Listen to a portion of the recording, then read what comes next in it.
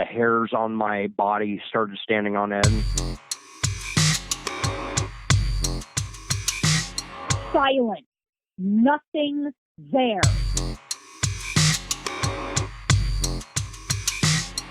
I fought to get back into my body.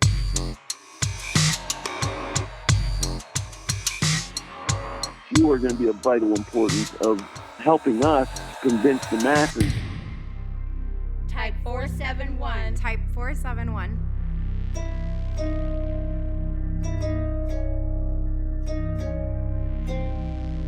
Bridge to the other world. Bridge to the other world. Welcome to Type 471. I'm Sam Kitchen. My guest today is Ryan RPG Golembeske, perhaps more commonly known as RPG. He's a cryptozoologist, he's a cryptid hunter, he is into all things weird, just like me. I get the impression he's a bit of a maverick. He does things his own way, and that's why I like the guy. It's going to be a really good conversation, so I'm excited to talk to RPG today. RPG, welcome to Type 471. How you doing, my friend? Sam Kitchen, how are you? You hot shit. I wish I could give you a hug and you could feel the jacked arms of this baby squatch. What an honor. Thank you so much for having me on the show. It's a pleasure. Well, likewise, it's an honor and a pleasure to have you on the show.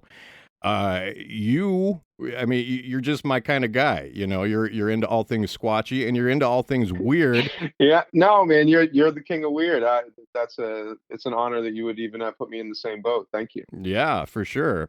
Well, you know, I was recently watching. I just happened to be watching an older episode of Finding Bigfoot. I happened to see your episode where you were in the Mount Shasta area, which is where I am. Mm-hmm. And you mentioned a theory about Mount Shasta that is absolutely in keeping with my own theory. I want to get into that, but I don't want to do it just yet. I want to start from the beginning with you. I'm sure you have gone into this endlessly elsewhere, so I apologize for asking you to be redundant, but just indulge me for a moment. I want to know how it all started with that boyhood Bigfoot sighting in Maine. Can you go over that a little bit? Yeah. I was always a strange kid, man, just into things that were a little bit different. One was being brought up in spending a lot of time over at my grandmother's house and just all these ghost stories and then lights in the sky and just hearing all this stuff. And anyway, so it's just kind of in the background of my head, which I really think was just making me more aware of things that most of us would just glance over, you know, like a spider on a leaf, you just over it. But if you're thinking about spiders, you see it. Well, I was just looking for weirdness, man. We were coming back from Maine. Mom, she didn't want to move to Maine. She was like, F Maine, I don't want to move there. And then, of course, 2 years later, when we had to move, his dad was restationed somewhere else. She's like, I don't want to leave. I'm never leaving. And we were just coming back because for the first year, we would just go up and down for the weekends, man. You know, the things you do for family. And I just remember being so annoying to her, but also helping keep her awake. Just long drive at night. And I remember this ledge, and I just happened to look up. And I thought it was this big ass bear. That's my first thought. I was like, bear, you know, I didn't know about the shoulders then. I didn't even really know Squatch then. I just knew, whoa, there's a huge bear standing up on the ledge. And then just as the car we're going out of range, it turns and walks into the woods. And that's where I was like, oh my God, that's amazing. That's crazy. Bears up on their feet. And, you know, I tried to babble to Mom and tell her, and she just tells me, shut up. You know, I was a kid with a big imagination. So I was like crying wolf, even when I was telling the damn truth. And that just further sparked the fire. And I think that I just became more aware of things on the fringe. Yeah.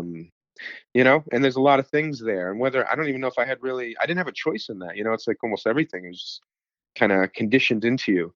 And anyway, that was kind of the start. That's my first like big thought outside of like, you know, seeing poltergeists, being so scared. Like, I think, what is it, man? Like, do parents know, and do they let you watch these movies the perfect age to just stick you once good for all the shit you put them through? Because poltergeist, Jaws, like I saw them all at the right time. I'm still scared to swim in a swimming pool at night by myself because of Jaws. Bravo, Spielberg, you fucking won. You own me. You own me in the water.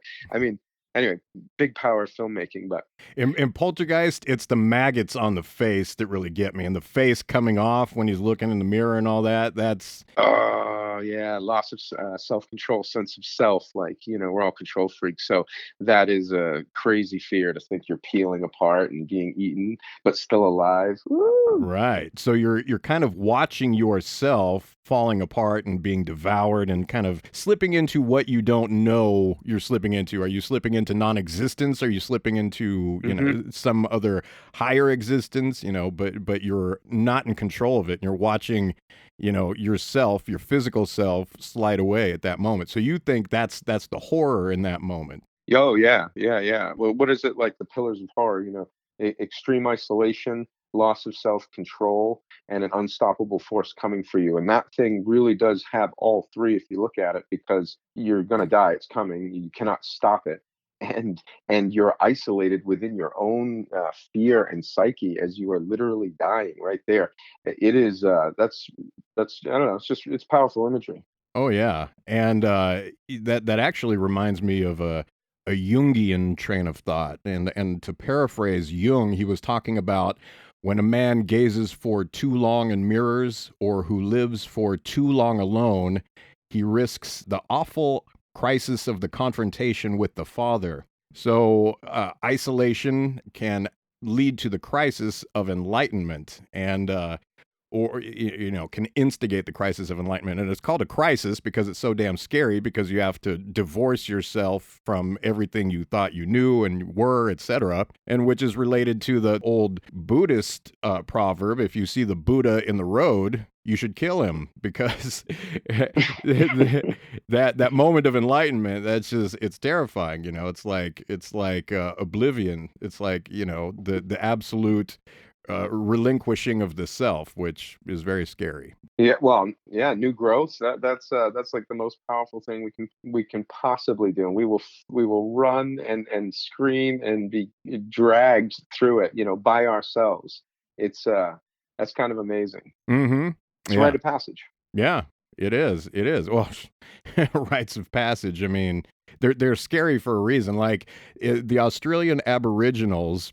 Speaking of rites of passage, did you know this? Mm-hmm. The Aboriginal societies, they will ceremonially abduct a young boy, like around the age of 12, from their mother and aunts, and the father and uncles will take this young boy out into the outback. They will ritualistically, symbolically cut a slit in the underside of their penis, and this is meant to represent a vagina, so it's like a penis and a vagina, and whoa, they will bleed into a bowl. The blood from their penises will be collected in this bowl, and it coagulates, and this 12-year-old boy, all he has for sustenance over his days in the outback is this bowl full of coagulated penis blood from his father and his uncles.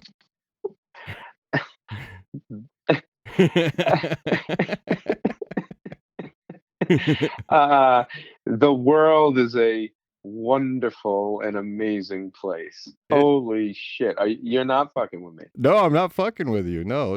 This is something that really has happened. I think it may still happen to this day, but yeah, it's a thing for sure. Listen, I've worked with many indigenous peoples, and I have yet to bear witness to any ceremonies that interesting. Let's just say. So what happens? They do this for how long? Now I'm curious. And then what? Do they like vision quest too? Are they inhaling anything? Are they abstaining from eating to touch the other side? Like, what's the whole rite? Well, I don't know all the details. I know there is a vision quest. I know there is a lack of food except for this coagulated penis blood.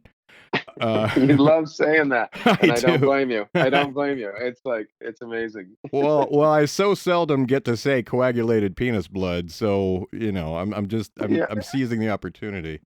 CPB, it's CPB. You got the CPB, babe.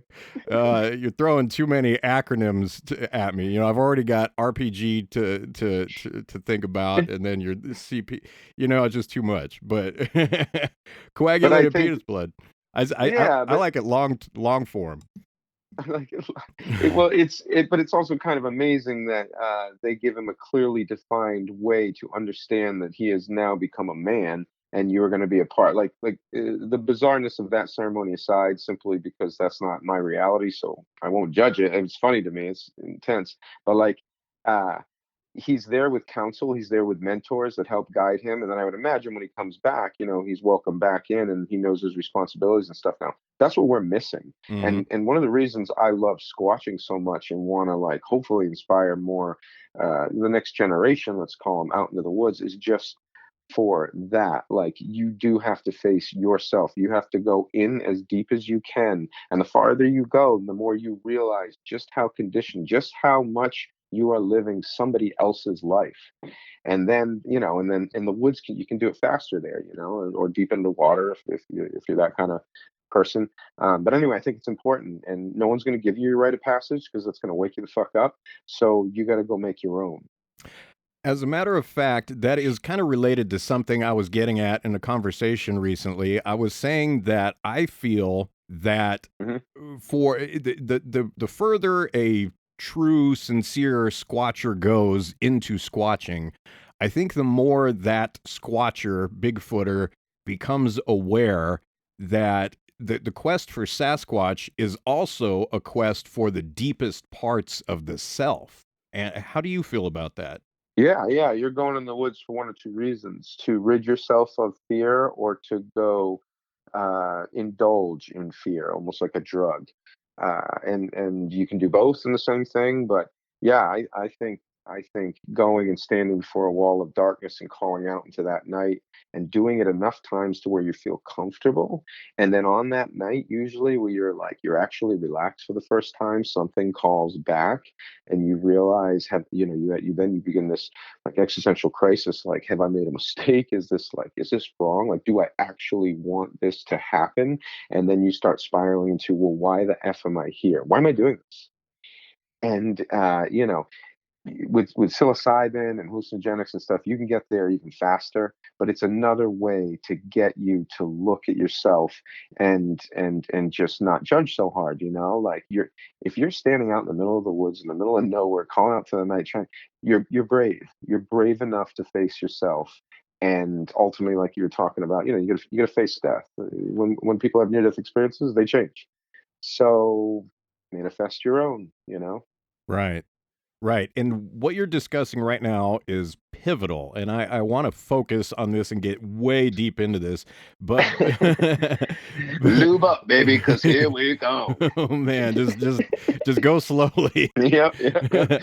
Let's go. Deep breath. But before we do that, before we get too deep into that, I want to back way up and just ask you that initial Sasquatch sighting in Maine. I want to know everything about what it looked like. What did this individual look like? Well, first state, like, long time ago, I remember a large, dark shape, and the way the headlights were kind of hitting it as other cars were like, or we were going, it would kind of move across it, But I don't ever remember seeing any features or anything. I just remember it was big enough and out far enough from the trees to for me to go, oh, there's something standing there. And then just first thing in the head, how we do, like, we just have this super computer head, and it's just like, bear. And I was like, oh, bear. But it was something weird about it, right?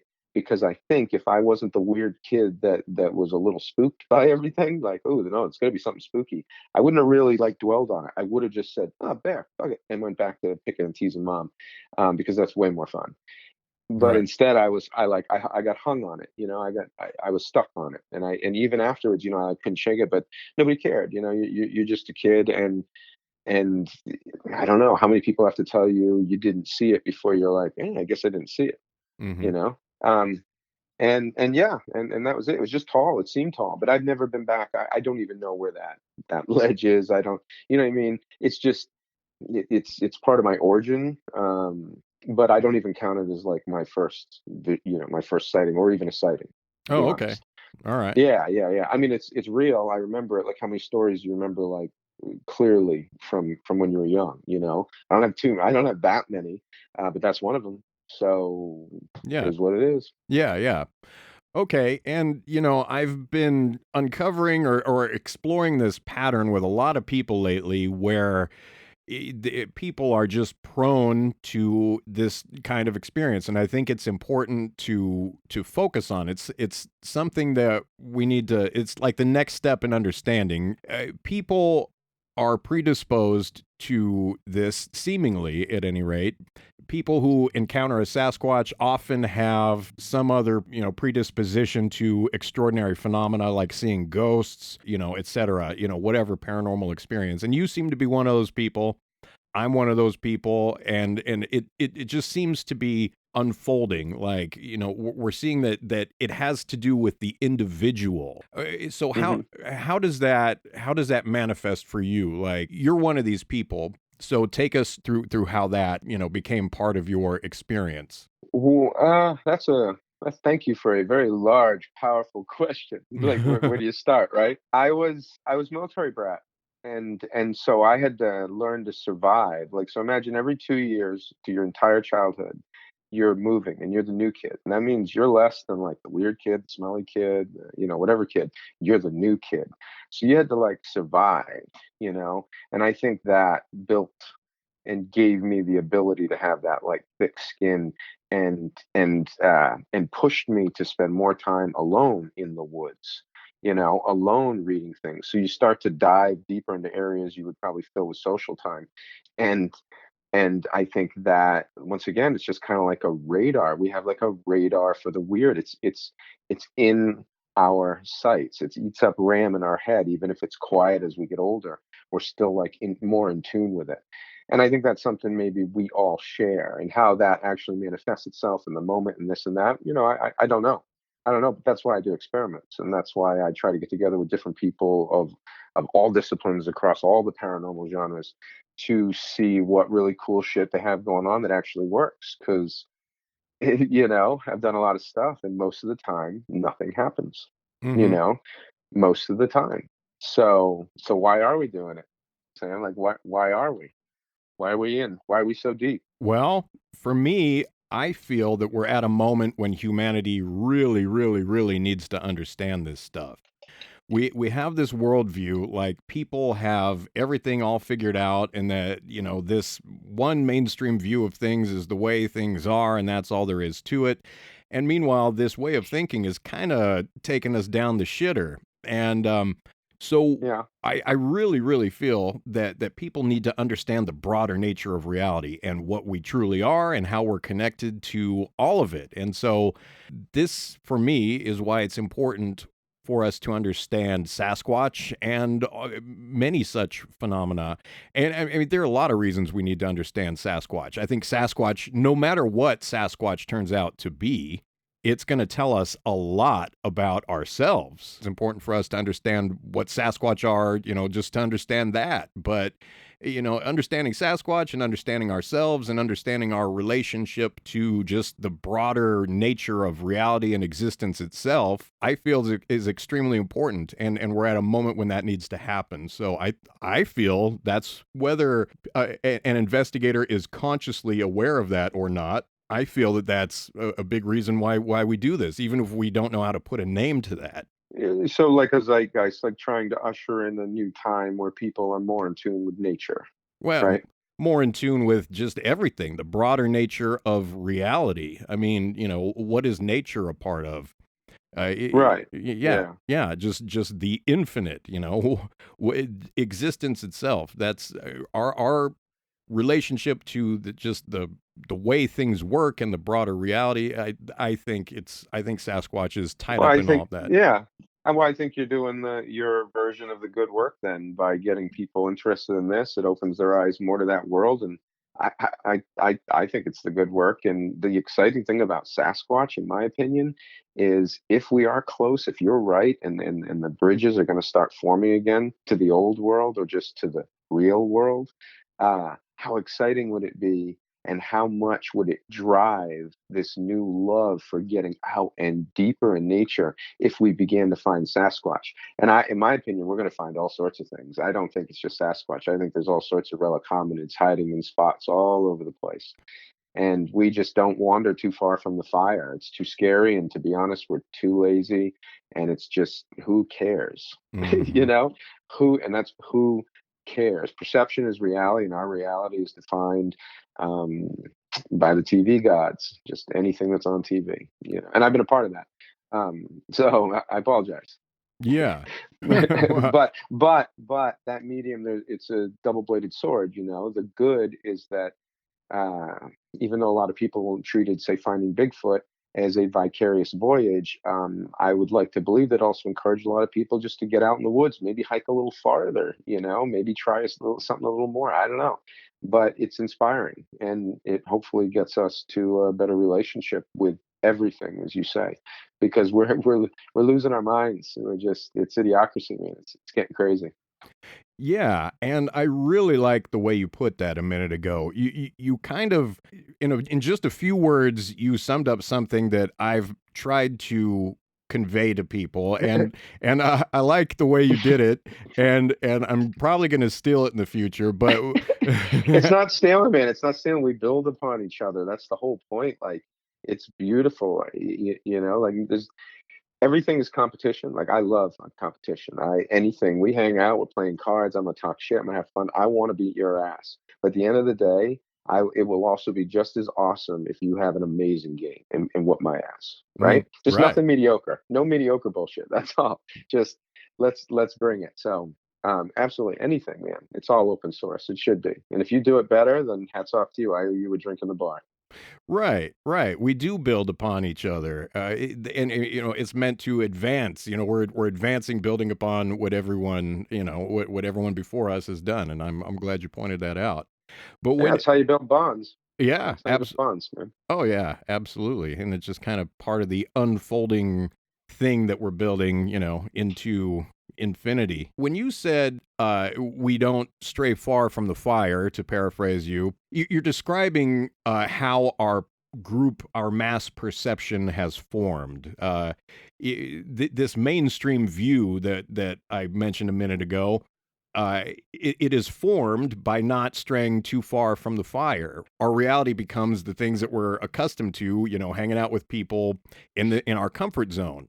And when we're driving down the road, we think that the road goes through the wilderness. We see trees and stuff, so we think that this area near the road, where it's within the human comfort zone, that area near the fire, we think that is all there is to everything. And so a lot of people don't realize just how much room there is out there for all kinds of stuff, and how much stuff exists that is completely outside the range of human exploration, because most people just stay close to the fire, like you mentioned. So there's all kinds of stuff that exists outside of that human comfort zone that people just have no idea about. I know you've been all over the world looking for various hominins and things like that. What are some of your most prominent experiences?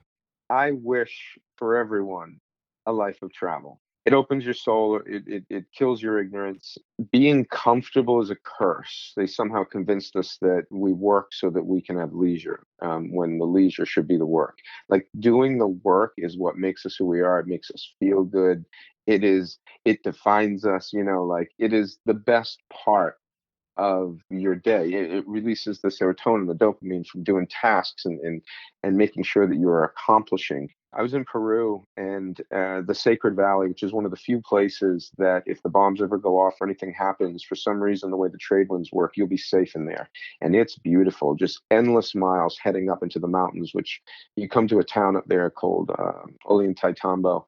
And then from there, you catch a train, and it's just rugged mountain scenery, and that's where you catch a train to Machu Picchu. But anyway, this isn't even Machu Picchu. This is just here. And I just remember being up there, working with the indigenous. And you can eat guinea pig if you want. It's an interesting thing. I can teach you how to snap the neck. And I'm an animal lover. I cry every time I do it, but I know how to do it. And I'm sitting up in this field, and we just happen to have that lucky timing, right? Like, you can produce your ass off on anything, and you're still going to miss the details because you're not from there. Well, we just happen to be there for that short window where all the potato fields bloom these beautiful purple flowers. And we're talking a carpet from around like 15,000 feet, all the way down, rolling hills and jagged all the way down into through this valley. It was, I just remember sitting there and it's that moment where you wish you could get like the Star Trek beam me up beam and just beam everyone you loved and just go, just look at this. You just have to look at this, because pictures don't do it justice. Nothing does it justice. And I remember just like reaching out into the universe and getting like so, when something feels right, you get like unbelievably emotional, like so powerful it starts to like roll through you and like waves, almost like a psilocybin adventure. Well, anyway, so I was sitting there and must have been putting out crazy energy, because all of a sudden I heard meow, meow, meow, and I couldn't tell you how many of the scrawniest, skinniest, flea hopping mountain cats came around, and they just all cuddled up on me. And I was like this little Buddha up on top of the hill, looking out over this purple blanket covering the world, covered with like love of these animals. It was, heaven on earth stuff. Once in a lifetime bucket list you didn't know you wanted. Incredible. So yeah, that's one of the most just beautiful in terms of travel, and you just happen to you hit the moment. You hit a moment that you're not going to be able to forget, and that was one of the most powerful. There's a few, but the amazing thing about squatching is everyone of squatching, right? Like it sticks with you, and there's nothing you can do about it. Okay, so one time we're hanging with the Bobes, which I got to give a shout out to the Bobes. Thanks for introducing me to Sam Kitchen, man. I really thought it was a country talk show, but it's not at all. So kind of bummed, but thank you. But we were up in, where were we? We were in Washington State, and we were supposed to go see the Bobes, right? And my buddy and I were driving out. My buddy's, he's a little guy, so he looks younger than he is. He looks like he could be a kid, especially from different angles and stuff. And anyway, so we're driving out, and we lose contact, because no cell reception out there, and Bobes isn't picking up his phone because he's partying with a rock star. So now we're lost, like an hour and a half away from where we're staying, and we're pissed. So we're like, what the fuck? So we start driving up this road and just driving into random lots, and they've basically been trimming it out to show people where they could build their homes eventually. And we just went all the way to the top, and let me back up quick. Before we went, though, whenever I go out, I set my intention.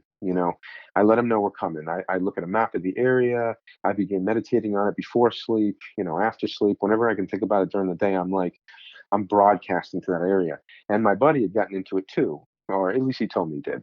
So we did that all the way there. And when we pulled up to the top. And here's an amazing thing. This spot was the only way I can sum up how beautiful the view was, all the way down, once again, down the mountains to the waterway, with Canada on the other side, boats, whales, just birds, offspring. It was the place you take the love of your life and you propose to them, and perfect. so me and my dingbat buddy are there, of course, because we're lost. We're supposed to be partying with Bobo, and instead we're in some spot where we should be proposing to each other. So we just like, wow, this view's crazy. So we get out, and he runs right up and starts pissing like right in front of the view. I'm like, douchebag. So I start walking down the road, and as I'm walking, I just made a couple of whoops, and no big deal. I'm not thinking anything. It's the only way to describe it is very innocent. We're very innocent. We're very fun. And no lie, as I'm walking down this little road, something in the bushes to my left begins to stand, just to rise, okay? And it's verdant as all hell, like multiple layers from briars to trees, bushes, very thick. And I see him start to move, but I don't see anything. I just see him start to move. I'm like, holy shit. And I was just like, holy shit, holy shit. And then something happened that has happened very rarely in my life. And the only way I can describe it is it's primal fear. It's where you are no longer in control of your body, because your body's like, you're not going to be able to move fast enough. Just give me the controls for like 10 seconds. Before I could even understand what was happening, the thing took so long to stand up that it wasn't normal. It was not normal. Whatever was in there was gigantic, but I couldn't see it. But everything was moving. All of a sudden, it was like I remembered that I was in my own body, and I had squatted all the way to the ground, fucking anus puckering. I was ready to shit myself and sprint faster than Usain Bolt, on speed, Humpty. Like I was close to blowing my knees out, but getting out of there. And then all of a sudden, right, like at the height of my just froze, fight, flight, or freeze, froze, it starts to walk away. And here's the interesting thing. It was the loudest, quietest sound I've ever heard. If I wasn't in tune, if my adrenaline wasn't boom, boom, boom, boom, boom, like like a Metallica concert in there, I wouldn't have heard it because the birds got louder. Everything got louder when it went to walk away. It's a detail of this. I really like that you like details because I don't remember much, but what I remember the details. And boom, boom, boom. The only thing that I've heard that sounded like it was in Jurassic Park, the T-Rex. You remember that first movie that blew all our minds, and then when the T-Rex shows up, and then you feel the tremors. Oh yeah. That was the sound, man. That was the sound, but like I said, it was quiet. The impact carried fucking weight, like the weight of something that was out of my league, your like every league that you could ever make a league for. And then as it started walking away, I got control of my body again, and I shot straight up, just like shaking and everything as it's continuing to walk away. Bushes shaking. And all of a sudden I realized, oh shit, my buddy. So he comes running down to me. He's pissed himself. He's pulling up, and you can see it. And he has owl eyes. He has, you motherfucker, you should have told me they were real. This is not cool. Is this cool? Holy crap. Did you hear that? Am I crazy? Are you crazy? What are we doing? Are we safe? Am I safe? Like pure joy, terror, confusion, Squatch moment. It's Squatch moment. So we go back to where the beautiful view is, and we've got hands on shoulders, because by the time we get there, we're laughing, we are like excited, we're like, nobody's gonna fucking believe us. Like, this is amazing. I can't believe I've never heard them walk away or anything like that. So weird. And and so we have hands on shoulders, and we're literally like bouncing up and down. And on the other side, another one starts to stand up. And we just freeze, hands on shoulders, like an eighth grade dance, staring at each other with big eyes, not sure what to fucking do. And we're just like, oh my God, oh my God. And it gets up. The only thing I can tell you about this one, not as big as the other one. Big, but not like that. If that one came first, it would have been scary. But since it came second, it wasn't as big, and it walked away. And then we actually had the balls to like run in the woods quick, so it walked, and we followed it in this like trail, and we looked, and I wish I had a picture of it. There were so many places something could hide, right? We would have literally had to release dogs, but we looked, and there was nothing. And then strangely, as we walked back, there was the largest pile of shit, corn, just corn shit. Something shit out more corn than, it's like a cow shit out a bunch of corn. And our dumbasses, we didn't really think anything of it. We were like, did we miss that when we came through? Was that there? And so that was one of those, because we were so frightened and excited, we just kind of ran into, you know what I mean? There's so many things that happen to you in those moments that like you might miss some things, I guess. And so what we think happened after all these years is, with some great apes, if they're courting, like mountain gorillas, you'll have a male sit in one spot, and you'll have a female sit, and they kind of pretend like they ignore each other, and then slowly over time they get closer and closer until they get in on. And what we'd like to believe is that if they are some type of ape or hominid, and we happen to have stumbled upon the most beautiful spot in Washington State, then it makes sense that they were sitting up there in love, or falling in love, or just enjoying a view together.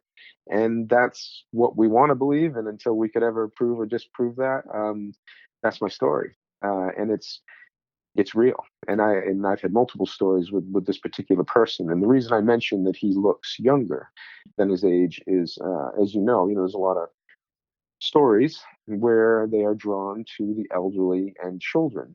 And that is actually one of the things that makes me want to lean more toward them being flesh and bone than anything else, because it's very predatorial, in the natural world, we'll call it, just in the real world, predators hunt the elderly and the young because you want to minimize risk. because you fuck up, you get hurt, you're dead. So it makes sense to me, you know. I was with you the whole time. That last little part about hunting the elderly and the young, I'm trying to figure out exactly what you're saying there because I think they're drawn to them. My theory is they have a natural instinct to at least get close, to at least like go, I could take them, you know, I could eat them, but oh, I okay. don't have to, you know. And they're more curious, and I also think they're more curious too because what other ways are they reading us? You know, we're so visually dominant. Like, they can smell us, right? They can see us, but maybe they can feel our vibrations as well, and maybe they can see in kind of details we can't. So, what do they see in him? Like, maybe it's just the fact that he looks a little different. You know, he and they're curious. Like curiosity, isn't that like the one universal thing all intelligent minds share is a curiosity? So if something's different and unique, maybe that's the reason. But I think it's just as simple as you've got a smaller target, remote area of the woods, very easy prey. Let's check it out. Sure, they're obviously drawn to the young and the old, but it seems to me that their response to the young and the old is the opposite of what a normal predator's reaction would be. Whereas most large predators would go after the young and the old for food, the Sasquatch are drawn to the young and the old, but they respond very differently. They just it's more of an observation and a curiosity. So Well, that's that's in some of them. How do we know? You know, I mean, there's a lot of disappearances. I would like to believe that they're all friendly and it's mostly friendly, but there's a we have jerks too. You know, I'm sure oh there's yeah. some jerks. That's all. Oh yeah, Yeah. absolutely. I mean, yeah, there's all kinds of stuff we haven't heard about, and not all Sasquatch experiences are pleasant. Yeah, that's absolutely the Hmm. case. There are a couple things about what you're saying that I really like. I like the whole thing, but I mean, just a couple of things to extract from that. Uh, Sure. like there was this thing about the view that you're talking about, and it actually reminded me of something I saw recently about a photojournalist and his work in Australia. There were these two penguins who would gather at the bank of a river. They were each widowed. There was a widow and a widower penguin. They had each lost their life partner. And so, like, these two penguins would get together on this bank of the river, overlooking the city across the river and all the beautiful lights. And they would just stand there and take in the view and they would comfort each other. Like, they would hold hands and put their heads on each other's shoulders and stuff. So, I mean, and a Sasquatch obviously is much more aware, we would think, than a penguin. Of course, they would get together in a beautiful spot and fall in love and do natural things. So, I mean, yeah, that totally makes sense. They would come together in this, like you said, the most beautiful spot in Washington State and Yep. fall in love. That makes total sense. You want to know what I think that moment is? With the two penguins, because I read about that too, and just looking at it from the heart, it's wonderful. It's a full Disney movie in one photo. It's really beautiful. But what I see there is I see Mother Nature winking at us. It's just a photo, and then it's gone. It's going to go back into the collective subconscious and just vanish. But that's nature saying, "Hey, see these two? They're a little more evolved than the regular penguin. They're actually enjoying beauty. And maybe there's others like that. And then when you start to breed those or encourage the breeding of those, what comes next with the next generation? You see, people have done studies with animals. They took foxes, wild foxes over in Russia. And do you know how many generations it took they bred in two different directions. One, to make them essentially the next greatest house pet, docile, sweet, loving, and the other direction, which is a super crazy predator. Do you know how many times they had to breed them?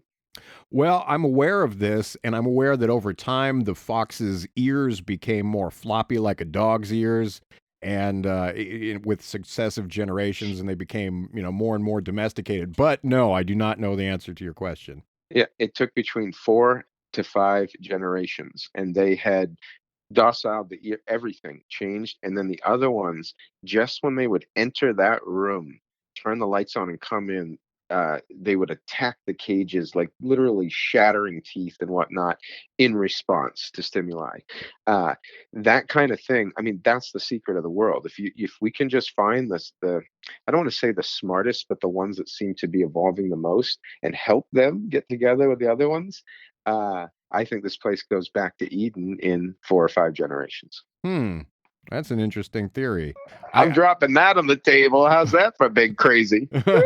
No, I love a bit crazy. I just need to know a little bit more about your thinking there, like how you're getting there. Like I need to know a little bit more about that. Well, there's not much to it. I'm just saying selective breeding.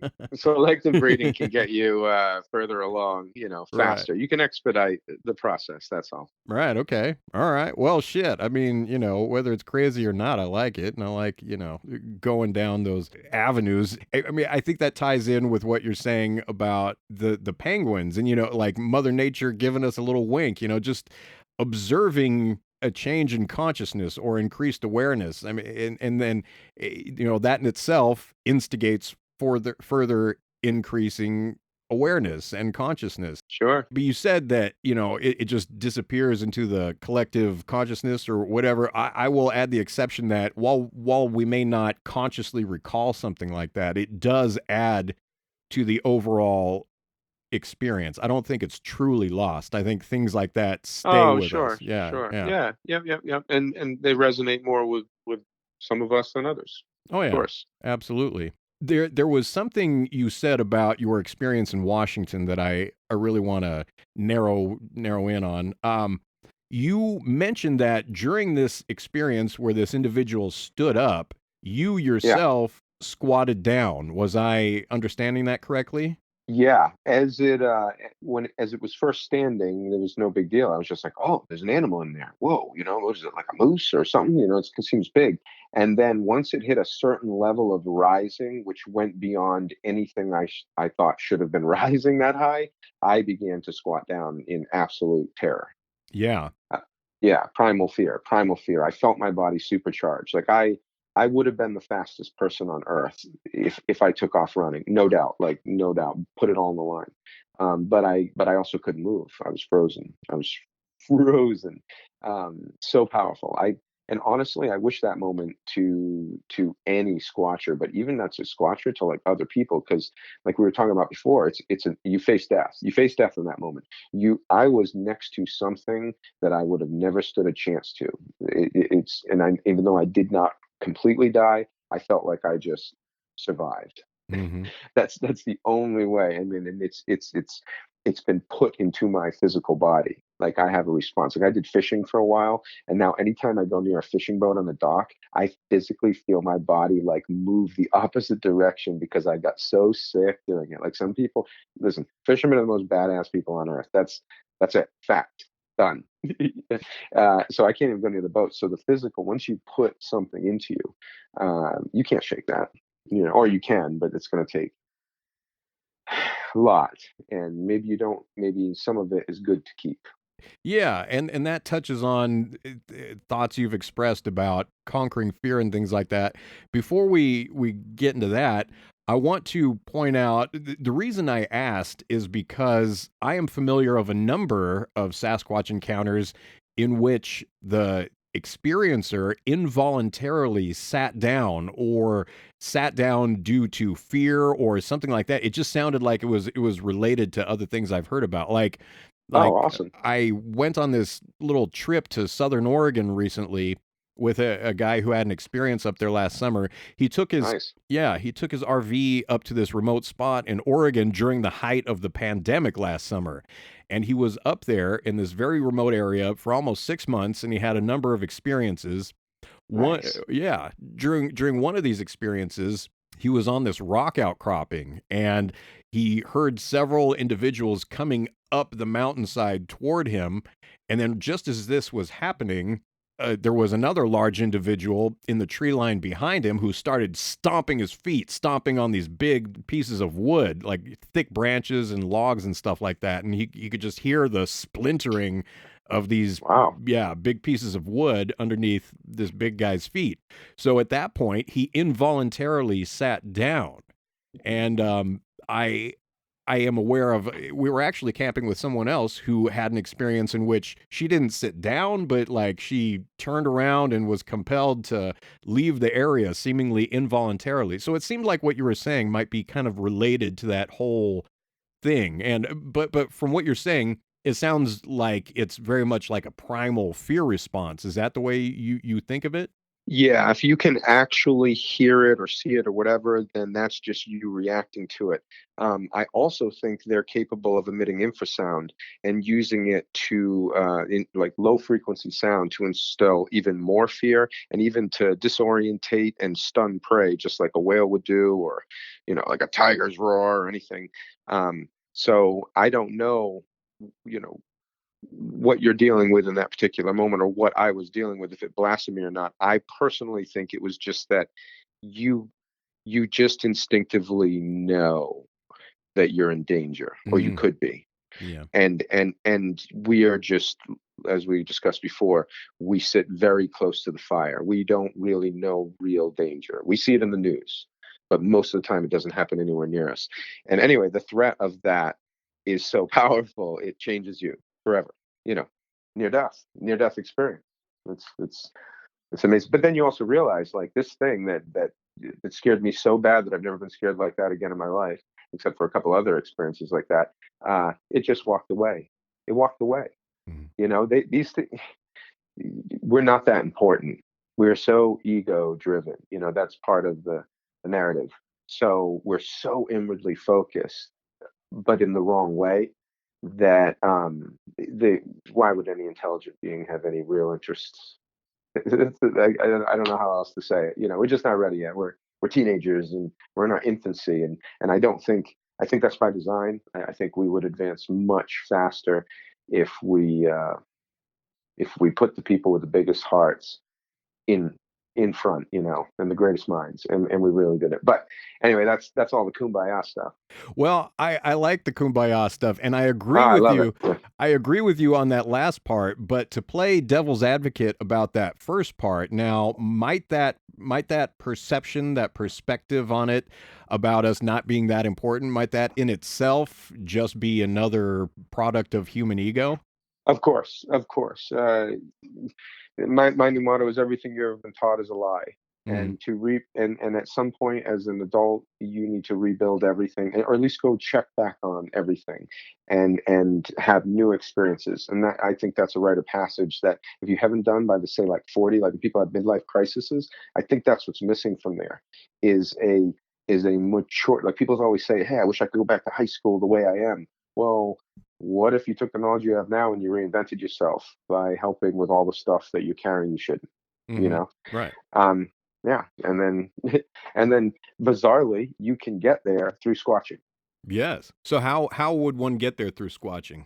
Confidence is the most beautiful and sexy thing, right? People who actually acquire coolness are because they've done something over and over and over, and they found a place of peace with it. So, in my opinion, going into the woods and squatching, the main thing that you're going out there to do is you got to say, I'm going out there to move beyond my fears. I'm going to do this until I'm actually comfortable walking in the woods at night alone. And once you get to a point where you realize you actually are, there's no fear anymore. There's nothing. You don't need drugs. You don't need cigarettes. You don't need friends around. You don't need anything. You've been able to walk. That person is a new version of you. And the farther you go, the more you create that new you. And it's that simple. It's really that simple. And then you're going to start to get and see and experience things that most people aren't going to believe you about. So it's going to put you on your own kind of little planet, where then you're going to have to find weirdos like us that are all into it to talk about it, because it's relatable, because we explore as well. And anyway, and I might have rambled off there, but That's all right. yeah, We can get lost in the weeds, no problem. I mean, you're right. People like us can kind of act as facilitators or guides to people who are undertaking this journey. I think that's kind of why we're in the position we are, the respective positions we are right now, is yeah, to kind of, usher other people into this thing that we've become aware of. yeah, yeah, and that's just it. Like, in the pursuit of a genuine experience, you will find a better version of you. Mhm. And that's just cool, man. The more people get out into nature, the better the world will become. It's phenomenal. It just, it speaks in subtleties and it doesn't move as fast. But you just have to. The beauty is we can get almost anywhere quickly. So Mhm. you have to you have to find an inside source, and then you can be there when the potato fields bloom in the Sacred Valley of Peru. Yeah, yeah. Man, I hope we. Oh, I had another story. You had talked about like things that were really unique experiences and a unique look at nature. Yeah. Um, we did the Finding Bigfoot episode where they went up the Amazon, right? And and that was just spectacular. Like going and flying into Manaus. First of all, I live in Florida. I've been to Cancun. It's hot. No. Manaus is like under another atmosphere and then another atmosphere. Like you expect to look up and see four suns, It's unbelievable. And we drove and we went up the Rio Negro um, to this just it's hard to explain. It wasn't as lush as I thought. I thought there'd be so many more animals and whatnot, but everything there was supersized and would knock you down. Like bullet ants, like just crazy stuff. The woman who was working on it that I was actually dating at the time, and our guide was really into her and had like a lot of machismo. And we're friends, we're all friends and stuff, but he couldn't back down. You know what I mean? I just thought it was great. I was like, this is fantastic. He's awesome. And I wish I had that confidence. But this machismo being back and forth and kind of like one upping each other, it finally led to the point where he says to me, he goes, well, you're a man, right, Ryan? I go, well, oh yeah, I'm a man. I got big muscles. He goes, well, why don't you come in and come fishing with me at night in the Rio Negro? And I was like, fishing? I was like, fine, I'll go fishing. He's like, no, spear fishing in the water. And I was like, oh my God. And I just remember the inside of me just once again freezing. I didn't freeze on the outside, but I froze on the inside. And I was so scared. I was like, in my head, I'm like, there is no way. And before I can even kind of even freak myself more, he's like, yeah, there's anaconda in there. You got crocodile. The black caiman. You got all these things. And I'm just like, oh my God. And she's standing right there. And then when you're young and dumb and full of, you just like, all right, let's do it. And I played it totally cool. There is a picture. I have to find this picture someday and show you. We go to get in the water, and my back, I think my back is still out of alignment from just it's tea colored water, right? So the first step in, you step in the sand, and it gets kind of deep a little quick in certain spots, and there's like groves of trees and bushes, and you look at it, you're like, oh, there's a giant snake in there. There has to be. It's just in there. and and this picture of me, my back is so tight. It's another moment where it's the most scared. I just assumed after watching all these horror movies and just being a fear person, a person addicted to fear myself, that I was just going to stick my head in the water and Jaws was going to jump out and bite me. Um, the beauty of this is I get in that water and I start swimming around. He's making fun of me. Go a little deeper. Go a little deeper. Let's go. Let's go. I've already caught four fish. So I get down there and I'm swimming among the trees. And this is something I just did not know. In all my years, no one ever taught me this. And I'm a little bummed about it because what all the fish had done, um, they all had their own spots where they would make beds in the sand and they would just and just sit down. I actually watched a fish take like a big breath, like it was the end of the day, and he had a real busy day swimming around the bush. And he sighed and literally let himself slide and wedged himself between two branches, just float there. What I all of a sudden realized I was looking at is what fish actually do at night. And they all build little bit of homes and they all live near each other. And there's predator fish, there's beta fish, there's everything, and nobody's attacking anyone. And when I got out of the water, he said to me, he's like, "Did you learn anything?" And I said, "Yeah, I'm done. If you'd like to date her, you can date her because I can't do this anymore." But also, it is amazing under there at night. And he goes, "It's a ceasefire." He's like, unless it's hunting time, there are certain times where yes, there is hunting, but the fish know there's a ceasefire. And so, I don't know. There's ceasefires in the woods. There's like all these things that, as just someone with the education that I have, I'm not aware of. So I hope we figure out what those things are going on in the woods and how we can kind of tap into those oddities to just be once again more aware, so that hopefully we can have a genuine experience again. I don't know. What do you want to do, man? Like for me, I would love to be a bridge or a gap between cultures. Um, because I think you're right. I think the time's coming. I think the great divide is getting smaller. Something big's gonna happen, and I would just love to believe that them coming forward and it would be a part of it.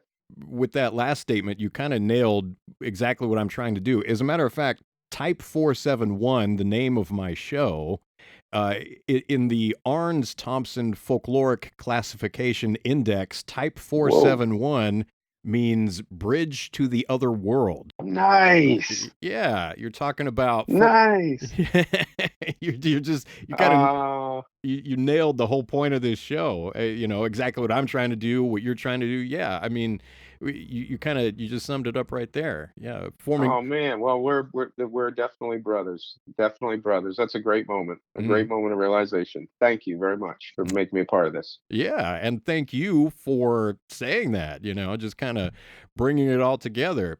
And speaking of nature and everything we're talking about, you have expressed some thoughts about Mount Shasta, and we kind of mentioned that in the very beginning. I want to get into that now. What are your views on Mount Shasta and very special mountains such as Mount Shasta? Well, they affect different people differently. That's what I find fascinating the most, is that someone can show up and be in the same place roughly the same time and have no experience, which could just be, once again, observation and being distracted. But so what makes people more in tune, and what makes some places more of a tuning fork for activity? And you got to look at kind of the area. Whenever you have any type of volcanic activity, fault lines, any big movements of land earth, that it creates vibrations and frequencies and things that have very interesting effects on people. One could go as far as to say it could create spontaneous hallucinations in some, to physical manifestations where you actually like I heard the thing walk away. Like, did I manifest that myself because I happened to be in a place of high strangeness because of the confluence of the river, where the rivers met, it creates this energy. I don't know, but that place has that power to it. And some people think there's Lemuria and big cities and whatnots underneath it. I don't know. I'm more inclined to think it's like a big dump. They just dumped a bunch of shit there. It's either the stump of some great something from back in the day or some type of ancient man destroyed. Oh yeah, it's a big pile of breaking down crap. You mentioned the crap that's dumped there. I have a similar feeling, actually. Like there's nothing living there right now, and I certainly could be wrong about that in terms of course, yeah, Lemurians or what have you. But I feel like there's some sort of ancient deposit there, and or there very well could be. And like I've felt compelled to investigate certain areas of the mountain, like certain very specific locations, and it just so happens that over this summer, the fire that occurred here hit those exact areas where I was thinking needed to be explored in relation to this. Yeah. And some of those areas are very inaccessible. And then the fire hit, and then they're all cleared out. So I was thinking, like, actually, this fire may have made certain areas more accessible, for the purpose of, trying to find some things in connection to this stuff that was dumped there. As far as views go of the mountain, like I tried to express on Cliff and Bobo's show my view of the mountain, and I kind of muddled it up a little bit by comparing it to the Great Pyramid in Giza. So if you'll indulge me for a moment, I just want to lay out my thoughts in that regard, comparing it to the Great Pyramid. Can I do that for a minute? Because it absolutely could be a pyramid in there. Absolutely. Sure. Yeah, well, the way I see it, like, I'm speaking from a very unorthodox perspective.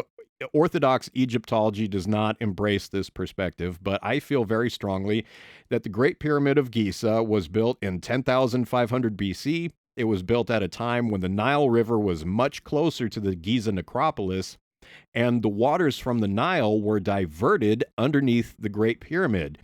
And what this would do, this would cause percussion waves. As the waves of the water hit the bottom of the Great Pyramid, it would hit the stone, quartz-rich granite and limestone, causing the pyramid to vibrate. And there are internal chambers in which an initiate would go into the pyramid and meditate there and have a very heightened spiritual experience, all while the pyramid itself is vibrating due to the water being hitting the pyramid from underneath.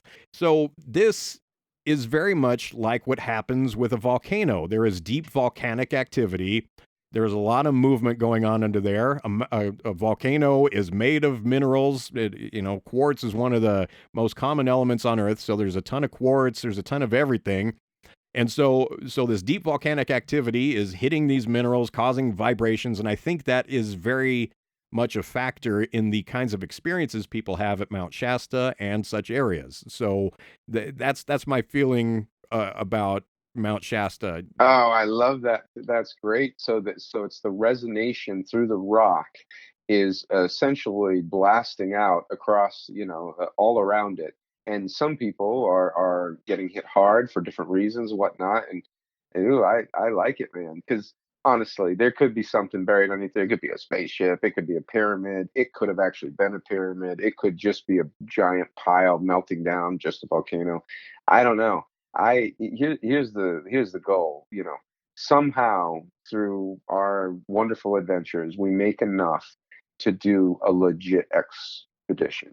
Like legit, with real equipment, real things that we can measure that and stuff. And I hope that comes true someday. If you get there first, listen, I'll carry backpacks. I'll be the pack mule. I love a good hike through the mountains, but we should do it. We should do it. That's your mountain. It's my Ireland. Oh man, but I love it, and it's a great theory to go out and see if we can prove it or not.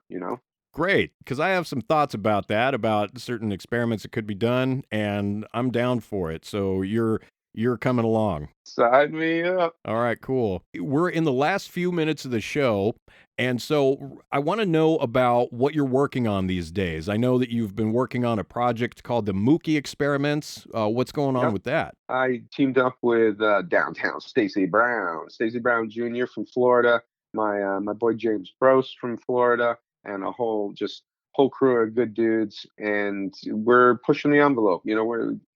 Listen, I died on national TV right at the height of my career when I should have taken off and launched and been one of the next faces for Bigfoot. I lost it, and that broke me down, took me to new places of fear and whatnot, but then it freed me in a way. And I'm an innovator by trade. Like I want to hang out with people like you, people that they're like, hey, what about this angle? And I'm like, dude, let's go. What support do you need? And this team allows me to do that. So we're a team outcasts. People all on the fringe that could very easily be on TV, be in movies, be in whatnot. And we're going to push the envelope. We're going to do all the experiments that other people don't want to touch because there is a narrative or a story that makes them too scary, to this, to that. And unless it's just flat out dangerous, which we won't do, I guess I say that, but we still, we trekked swamps. We caught a live pig. And put our homemade tracking collar on it, released it. The next films were going to be putting cameras in gator dens and trying to see if squatches sleep in them. We want to be a flavor in the paranormal realm that you've never tasted before, and whether you like it or not, you will be entertained, because it's action horror doc, and it's that beautiful doc that we all love for this because it's the investigative part, but we're going to put it together in a way, because I have all this experience producing TV and stuff, so it's going to be really unique, and I just want to share it with the world, and I want to be a part of something where I can be an innovator and uncensored mostly. We always have to censor some things a little bit, but mostly uncensored, which in this day and age when nobody knows who's telling the truth and who isn't, we're giving you the raw truth, and we're a beacon, and I think that's important to be a part of something like that. And plus we need a brotherhood, man. I'm a dad, father of 3, and I love my family. It's the greatest thing ever, but going out with them and pushing myself against my own fears and coming back, I come back just a better husband, a better dad, a better dog parent, everything. So it's important. I hope everybody has a group they can get together with and sharpen themselves, use each other to just become better. Yeah. Just kind of hone yourselves based on, from one another's strengths and getting out there and doing scary shit. Nothing too dangerous though, just going into gator dens and catching wild pigs and all that. Oh, dude, we're doing him to Pam. We're doing also from spells to action adventure stuff. And I don't know, man, it's fun. It's really fun. What is it at the end of the day? We're all a bunch of Peter Pans, and we're all trying to figure out, okay, I get it, you got to come back and do this, but can you have both worlds? And yes, you can. That's all I can say. Yes, you can. If you want anything bad enough, you will have it. You will manifest it. So kudos to you for manifesting it, and kudos to anyone else that does, especially in the paranormal realm. Yeah, and kudos to you. And there is so much. There's like a shit ton more that we need to talk about. I know. we're gonna have to do, like, you know, at least a part 2. And so yeah, come back soon. We're at the end of the show right now, so we're gonna wrap it up for today. I can't wait to talk to you again. So you mentioned the Mookie experiments that you're working on. Is there anything else that you want to bring our attention to, like how to get in touch with you, or you know, anything you want us to know about online? Whatever. What do you want us to know about? We're kind of laying low, you know. We're on Facebook, Instagram, Twitter, like all that stuff. Outcast Paranormal. But let's just say once the film launches, then you'll just see what we're about and what our flavor is, and then we can do like a huge push. But until then, no, we're just gonna keep our head down and keep working hard and trying to create something that will truly inspire people to get out there and be weird. Every time you mention the flavor, I keep thinking of street tacos. So you're like the street tacos of Hey, that's awesome. I'm borrowing that from you. Good. I'm borrowing that from you. We're the street tacos of the paranormal. I was hoping you would use that. I wanted to give it to you. That's awesome. Yeah, I'm writing it down. It's real. It's happening. Shit. All right, cool. Well, RPG, it's been a great conversation. We need to have more great conversations. Thank you so much for being on Type 471 today. Thank you, sir. Like I said, it's an absolute honor, and thank you for inspiring people to get out there and search the world for wonder. Likewise. Thank you for inspiring people similarly. All right, man. Well, shit. I'll talk to you soon. Yeah. Peace, love, and applesauce. And hey, James Bobo Faye, thank you for this opportunity. This guy is really cool, and I hope we actually all get to go adventure together at some point. Oh, I think it's going to happen in the very near future. I feel it coming on. A shout out to the Bobes. All right, man. To the Bobes. All right. Peace and love, man. Take it easy, and thanks. Cheers. You too. Late. Look for Type 471 Podcast wherever you get your podcasts. If you want to connect with me on social media, you can find me pretty much anywhere. Just look for Type 471 Podcast. And if you want to share your paranormal or extraordinary experiences with me, email me at type471podcast@gmail.com. And check out the Type 471 Podcast YouTube channel. I'm Sam Kitchen. Thanks for listening to Type 471.